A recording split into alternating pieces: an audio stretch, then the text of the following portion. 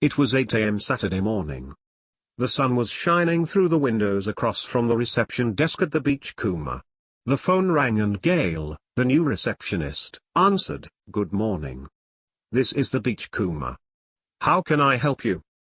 A man's voice on the other end said, "Good morning. May I speak with Peter Daniels, please?"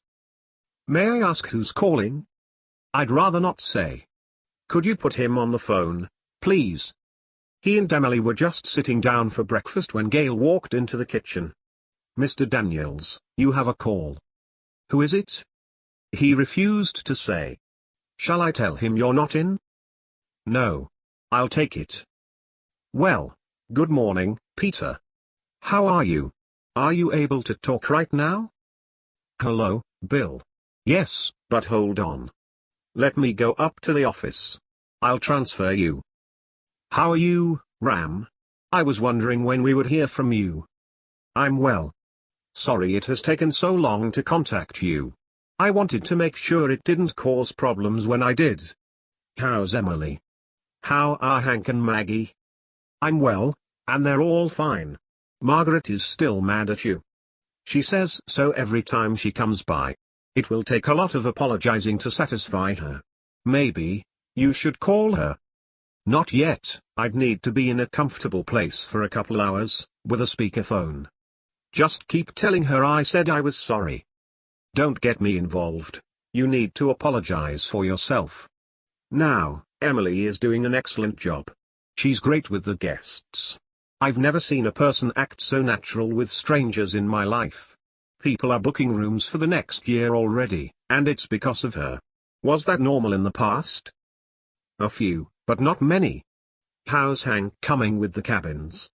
"Hank's almost finished with the cabins. They look great. We should be able to open them this fall, and the Beachcomber has been at full capacity since we opened. By the way, I'm living in the 3-bedroom. I put most of your stuff in the shed. It's for you when you come back." "Thanks. Zoe and I have been keeping a low profile, but we are planning on coming back once everything has settled down. I've heard nothing about St. Paul since we left. Give me an update." "St. Paul didn't suffer as much as we hoped, and prosecution is moving slower than any of us like. Mike tells me they did indict a lot of management types involved with the Angel Project, and every congressman and senator on the list, except Cannon. Cannon fled the country, and no one knows where he's gone. I believe there have been arrests in other countries too, but only where those countries were willing to cooperate with the US. Mike says there's a lot of work left to do and it's still a mess, but St. Paul's plan for world domination has been exposed and dealt a significant blow. You should talk to Mike. He's still knee-deep in all of that. He only fills me in when I pressure him about it. Otherwise, he only comes here to get away, and has been a regular guest. We don't charge him. I hope you don't mind." "He's always welcome, but I've already told you what my policy is. Anything after 10,000 per month is subject to management control." "Well, we have been bringing in between 60 and 70,000 every month. I have invested 75% of the profits in bonds, as you asked. Emily has been using the remaining funds to upgrade the grounds and flower beds." "Good. Peter, we haven't talked about your job in the house in Gresham. What happened there?" "I sold the house and quit my job. Oh, they found me in a hospital in Brookings as a John Doe, having gone through a near drowning causing me to have temporary amnesia. When the district found out I was alive, everyone sent get well cards. I went into the office and said hi to everyone. While there, I talked with the superintendent and gave him my resignation. So, other than staying in the 3-bedroom, I'm looking to buy a home on the beach." "I'm sorry I wasn't available to help with your transition. We had to leave. There was no other option."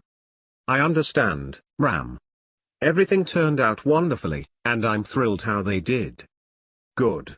I'm going to try to call once a week. Tell your receptionist my name is Bill, so I don't have to be rude." "All right. Oh, the Attorney General has hired an army of what they're calling corporate investigators. They're going through all of St. Paul's business records. The information we provided them was helpful. Mike gave me a secret copy of all the files and they're stuffed, hidden, In the shed along with all of your clothes. Good. Is there anything else? Yes, one more thing. An assistant AG posthumously prosecuted Sawyer of the murders of Jill and her family, and my friends Tom and Cindy. They also convicted him of ordering the murder of your friends.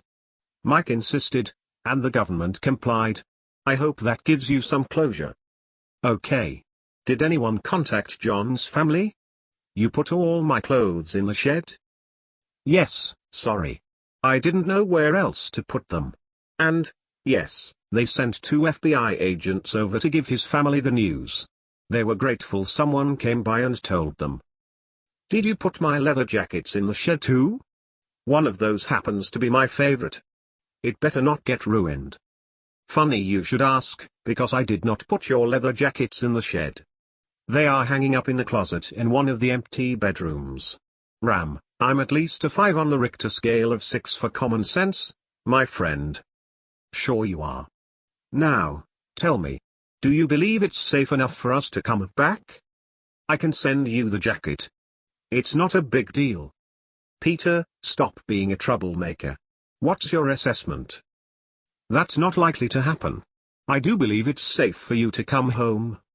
Other than Mike, nobody, has even acted suspicious or asked us questions regarding St. Paul, or you. Let me tell you what Mike has done. He pulled everyone from the police station, and several of the substations along the coast, into a secret meeting. He explained the situation and asked everyone to keep it quiet.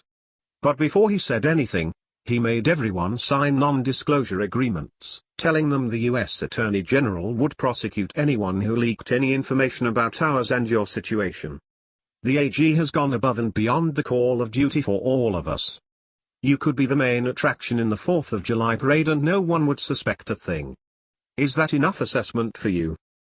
Yes, thanks, although we aren't ready to return yet. We, Zoe, want to give it a little more time. Zoe is quite content here. I need to go. I'll keep in touch. Tell Mike I said hi. Oh, tell Maggie I plan to call her soon. Will do, Chief.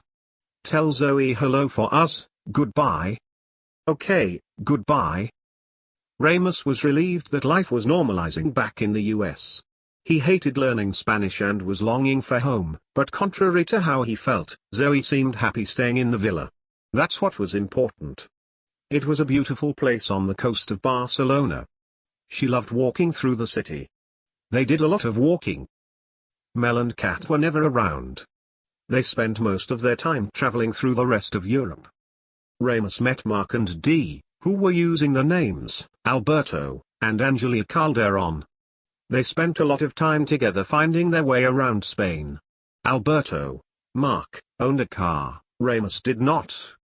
Ramous enjoyed spending his afternoons on the deck gazing at the sailboats slipping across the turquoise waters of the Mediterranean, with their large beautiful colorful sails catching the wind. It was an inspiring sight, making him wish he knew how to sail. Zone normally joined him, but that afternoon, she brought him an ice-cold glass of tea, kissed him on the head, and returned to the kitchen. She was preparing dinner for Mel and Kat, who were returning from Rome. After the two arrived, and they finished all the hugs and kisses, the 4 of them sat for dinner. After about 10 minutes of small talk, Mel said to Zoe, "Hun, we saw Art in Rome." Art? Why was he in Rome? We don't know. When we saw it was him, we left quickly before he found us out. I'm sure he was on a mission. He was with 4 French and Italian diplomats. They spoke French and Italian, and he was acting as an interpreter, which is one of his covers. Are you certain he wasn't just traveling? Kat answered, no, we're sure it was him, and he was undercover. We sat 3 tables over from him. They were discussing politics, and there was money exchanging hands. Zoe asked, did he have a team? Mel answered, we don't know. We didn't wait to find out. If he saw us, who knows what kind of trouble that might have brought. They spent the rest of dinner trying to figure out why the Gens were still involved with foreign operations. Before they finished dinner, Kat said, we need to find out. This makes me worried that St. Paul hasn't ceased foreign operations. St. Paul is an expert at concealing their activities, even in the face of government intrusion. We need to contact Art by someone we can trust, but someone he doesn't know. Maybe we can kidnap him and interrogate him. The three looked at Ramous. He hid his face in his pasta, and with noodles falling from his mouth to his plate, he looked up to see all three of them staring at him. He knew when they said someone who doesn't know Art, they meant him. Did they say kidnap? After 10 minutes of intense discussion and several repeated phrases, "I won't do it," they all agreed Ramous would do it. They decided to leave for Rome on Monday, with Mark and Dee in tow. They hoped to find Art around or near the French consulate. They also knew if he was with the team, they would be watching his back, so they needed to find him when he was alone. Once he was alone, Mel could come up from behind and grab him, using chloroform to knock him out. Ramous was not to confront him because he was not strong enough to wrestle a general. Cat warned Ramous that if Art even got a glimpse of him coming after him, he'd be dead very quickly. Instead, they needed another gen of equal strength to do it. Zoe turned to Ramous. "This is a secret, Ram, and please keep it to yourself. Chloroform can knock a gen out before it even covers the nose. Some gens will pass out by the time it gets within a foot of their nose." "That's good to know, Honorable, that's good to know." Cat reached for the back of his neck. Ramous turned his head just in time to catch her. Things got awkward until they all laughed, although Ramous's laugh was just a little forced. They packed up Sunday night and met at the train station early the next morning. It was a 22-hour ride to Rome. Ramous and Zoe spent most of the trip taking in the sights and making small talk. It was a beautiful trip, especially when traveling in the countryside. Mark and Dee joined them on and off throughout the trip. Mark had a cold and took several naps. Mel also slept most of the way while Kat spent her time reading romance novels and flirting with a guy from Canada. All of them spent the evening in the dining car speculating about Art and why he might be in Rome.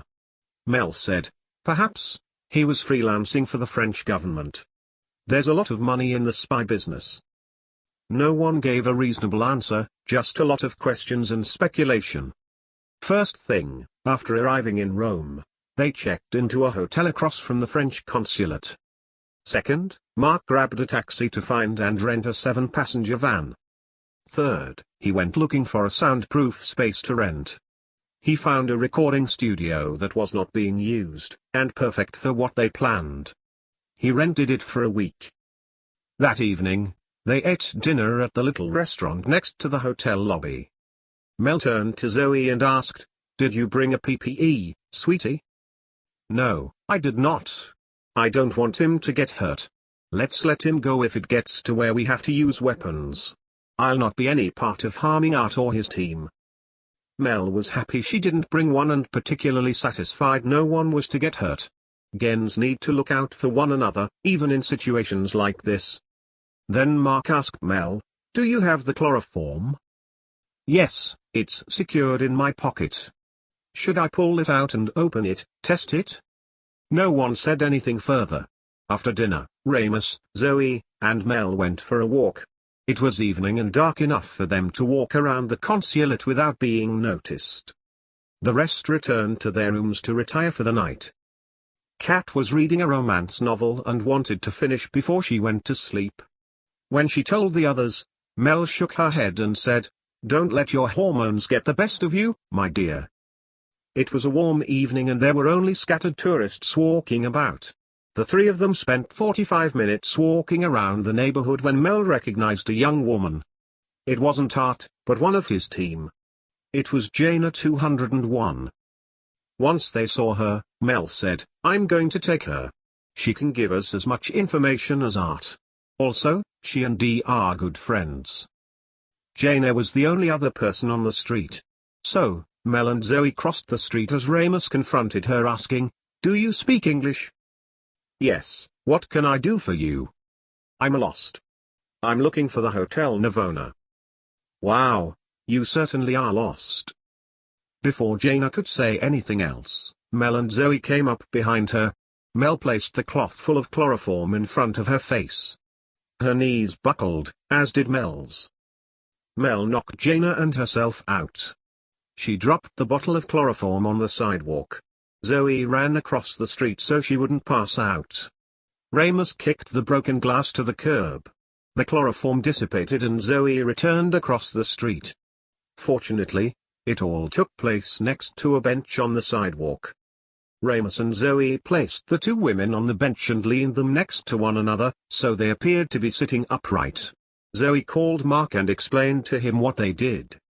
Mark brought the van around, and he, Dee, and Kat helped put the women in the back. When they got to the recording studio, they placed Mel on an old couch in the waiting room. They chained, handcuffed, and tied Jaina to a heavy metal chair in one of the soundproof rooms. It was almost the next morning before Mel and Jaina came to. Ramous said, "Man, that stuff really does a number on you guys." When he said so, Kat reached around to the back of his neck again. He shouted, "Stop that!" Zoe and Dee blacked out the window, looking into the sound room so they could sit behind and listen as Ramous interrogated Jaina. Also, they found a set of headphones he could wear, so they could give him questions to ask. Ramous took the headphones off as soon as he entered the room. He knew what he'd say without anyone's help. When Jaina came to, she looked at herself, her restraints, the room, and Ramous. The first thing she said, "By the restraints you have used, I assume you already know who and what I am. Why have you taken me?" Ramous answered, "I'm not your enemy. I'm here to help you if that's possible." "What do you mean, help me?" Ramous like Jaina, "You're right, Jaina. I know you're a second gen working for the St. Paul Corporation, right?" She looked at him and said, "I don't have a clue what you're talking about. You might as well kill me because that's the last thing I will say to you." "Okay, let me talk. I'm trying to find out if St. Paul is still using the gens for international operations, and I'm trying to find out so I can help you if you need it. You're part of a team of 13. Art is your logistics and team leader, and I'm not concerned about what you're doing here. I can help you get away from St. Paul. That's why I took you. If I'm wrong, I'll put you out again and return you to the street I took you from. Do you understand what I'm saying?" Jaina stared at Ramous. "Let's say you're right and I want to change my life. If I were working for such a company or government, how could you get me out?" With that, Ramous called Mark in. Jaina took one look at Mark and she broke down crying. She was trying so hard to get out of her bindings, but was unable. She said several things to Mark in French. Mark released Jaina from her restraints. She stood up and hugged him, all the while sobbing. Mark turned to Ramous and said, "She wants out. They all want out. We need to help them." Right after, Dee walked in. Ramous thought Jaina might pass out as she reached over to hug Dee. Ramous went into the control room and joined the others.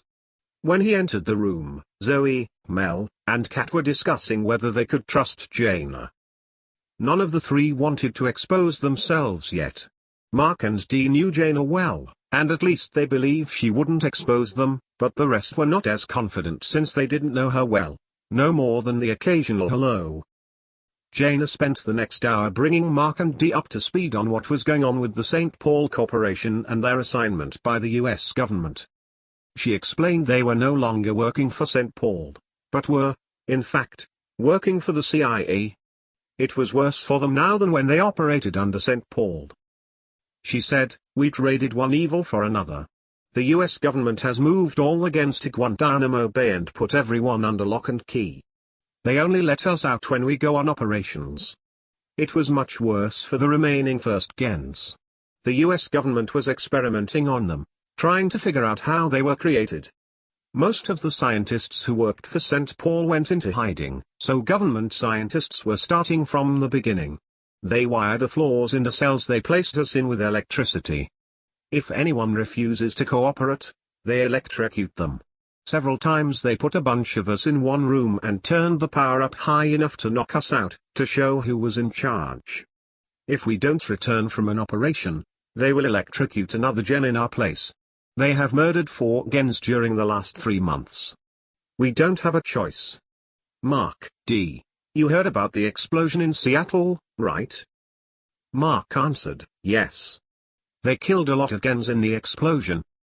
Mark, 75 first gens turned themselves into the Seattle office after St. Paul killed RIgnor. That office called in 200 second gens to help transport them to a facility in Peru. Once all the second gens were in the building, the first gens set off bombs.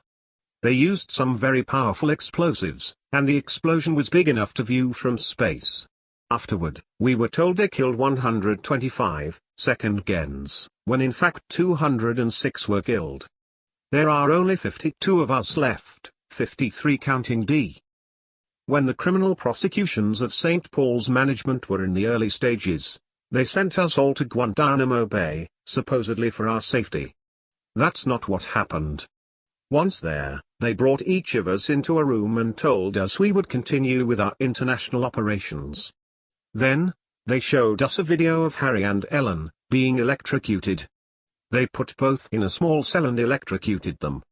They told us that's what will happen to us, or our friends, if we resisted or refused to cooperate. I told them it was against the law to murder us any longer. That's when they told me they had the patents and our original birth certificates and could do with us whatever they wanted. Dee said, "This isn't good." Mark asked Jaina, "What can we do?"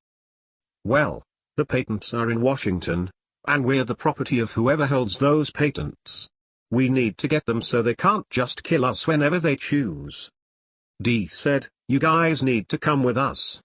You'll be safe with us." Jaina answered, "If we leave with you now, they will kill another in our place. We can't take that chance." Mark and Dee agreed Jaina should return to her operation, and inform Art. Before Jaina left, Dee gave her 6 phone numbers and said, "Do not call these numbers with the company phone. You must use a burner for each call. It's our relay system in New York.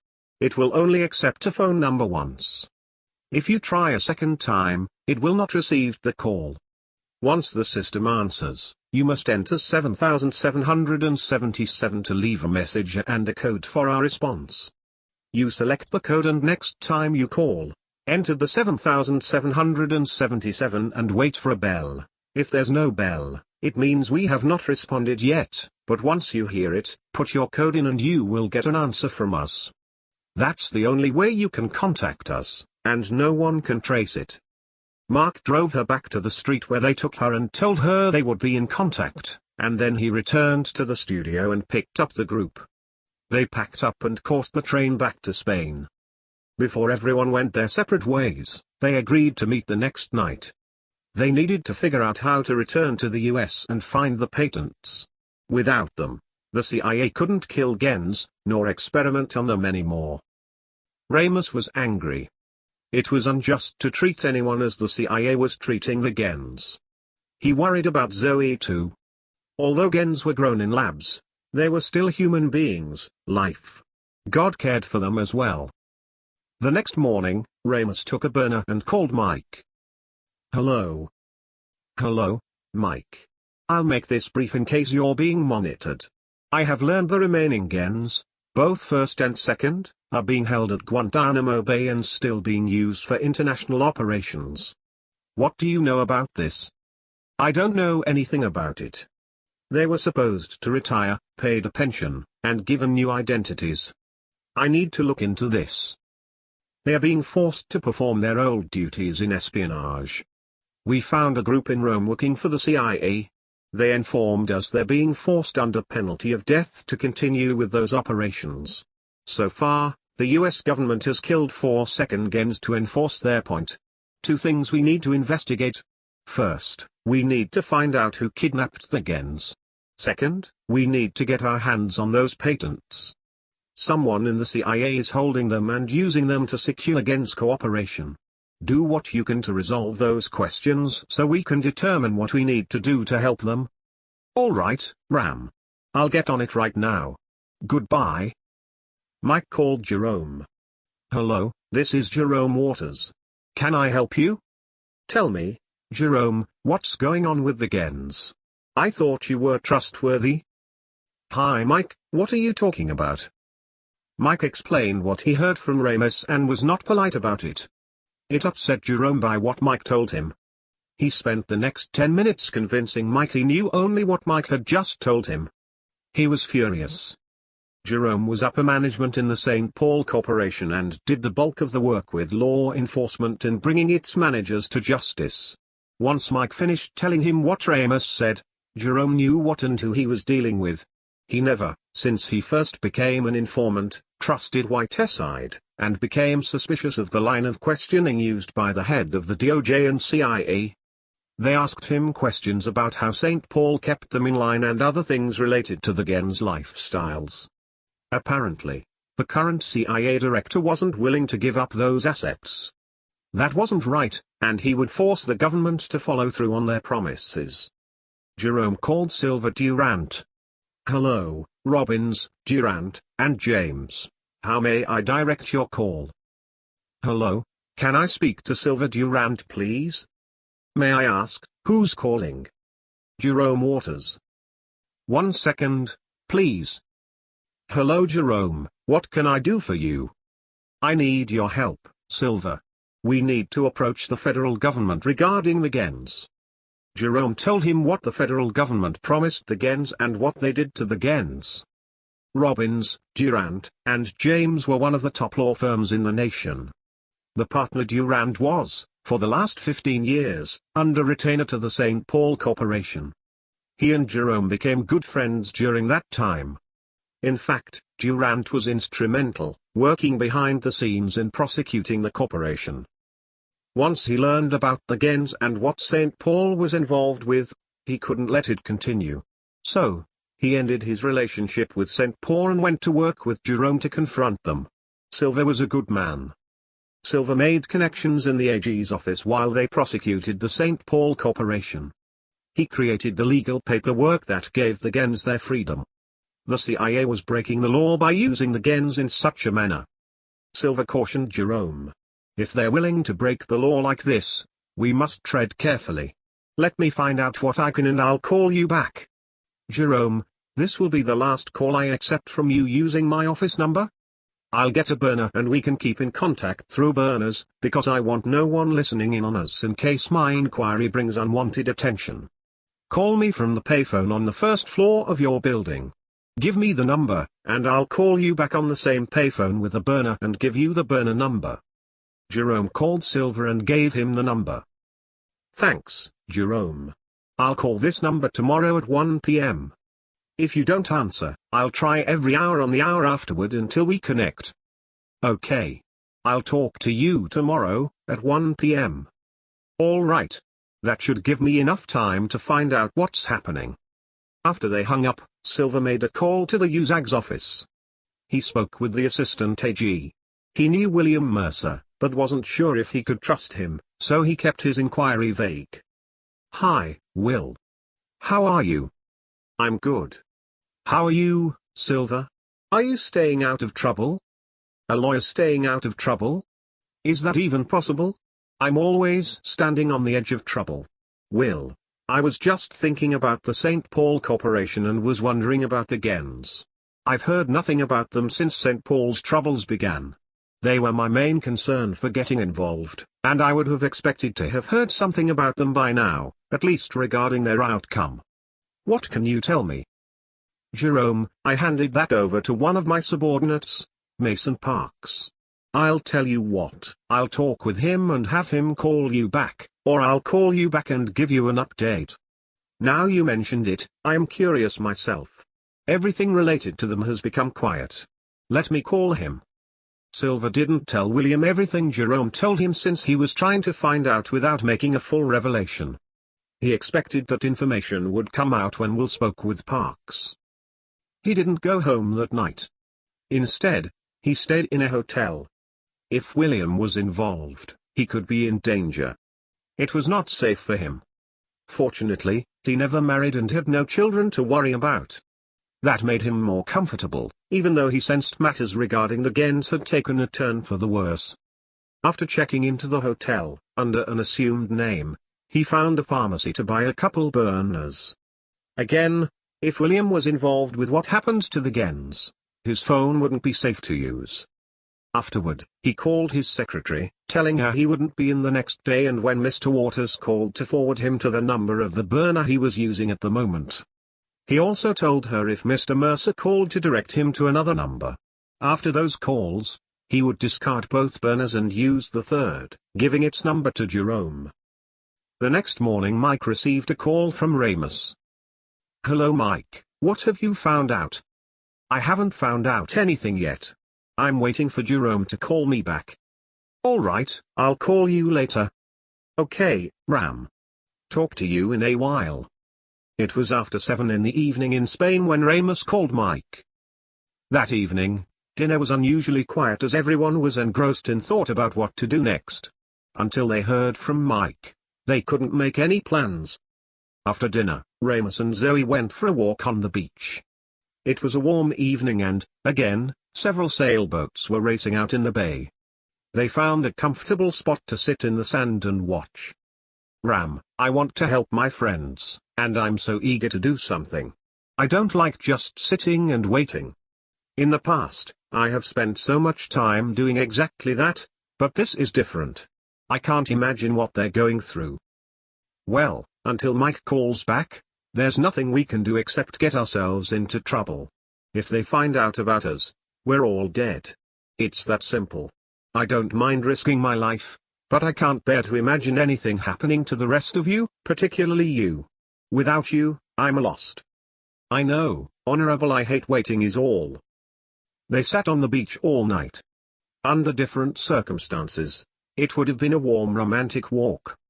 When they got back to the villa, Kat and Mel were sitting on the patio around a fire pit. Ramous and Zoe took a seat on a small rattan couch next to the fire. No one said anything. Kat and Mel went to bed, leaving the two by themselves. Ramous couldn't sleep and was waiting until after 5 a.m. to call Mike back. At around midnight, Zoe went to bed. She kissed him goodnight and said, "Wake me after you have talked with Mike. I'd like to know what he found out." "Okay, Honorable."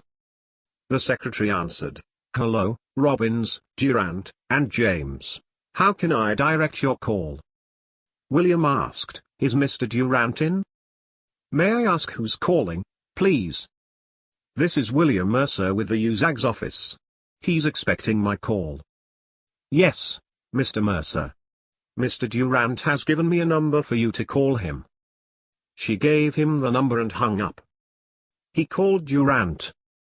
"Hello, Will, what did you find out?" "I found out a lot, most of it was disturbing. When I spoke with Mason Parks, he acted as if he didn't have a clue what I was talking about. I threatened him with termination if he didn't respond accordingly. He finally told me where I could find the files on the matter. I sent my secretary to retrieve them. Once I got them, I went through them. They were redacted so heavily I could barely read them. All the files related to the Gens were gone. I'm concerned." By the tone in William's voice, and the way he presented his findings, Silver knew he could trust him. "This is what's happening, Will. The Gens are being held at Guantanamo Bay and forced to work on international operations by the CIA. They are being forced to operate under penalty of death. The CIA has murdered 4 of them already. In addition, they're experimenting on the first Gens to pick up where Street Paul left off. I'm certain Whiteside is involved, but I didn't tell you this at first because I wasn't sure who I could trust. Silver, I became suspicious of Whiteside in the beginning. He has always come across as dishonest. Just call it a gut feeling. I'll find a judge I can present this information to. Hopefully, we can resolve this issue without too much trouble. One more thing, Will. There were patents and birth certificates for each Gen, and because of those patents, no Gen has a legal right to life. Anyone who has them has the legal right to terminate them without facing prosecution. We need to find those patents and destroy them without the CIA finding out. Otherwise, I suspect they will kill them all before we can resolve this. All right, I'm sure the AG will support us. He can and will encourage anyone with those documents to turn them over to our office. Then, we will go after Whiteside and the CIA to get them to release the Gens and force them to follow the court's ruling. I'm certain the AG is unaware of what has taken place and will fix it. Once I get those documents in my hand, I'll destroy them on the spot. Silver was satisfied with what William told him. Also, he was relieved William proved himself trustworthy. At the same time, he remained nervous because he didn't believe the CIA would give up easily. Silver called Jerome and explained to him what William Mercer told him. Jerome, too, was happy about the information. Both would wait to find out if William and the USAG followed through before they did a victory dance. Jerome called Mike and gave him the update. None of them were without concern, but at least, as far as they understood, it was being dealt with. At 5 a.m., Ramous called Mike back. Mike relayed everything Jerome told him. He also expressed concern about whether it will all come together as planned.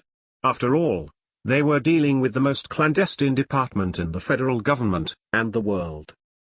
He and Mike talked for an hour. Afterward, Ramous went to bed.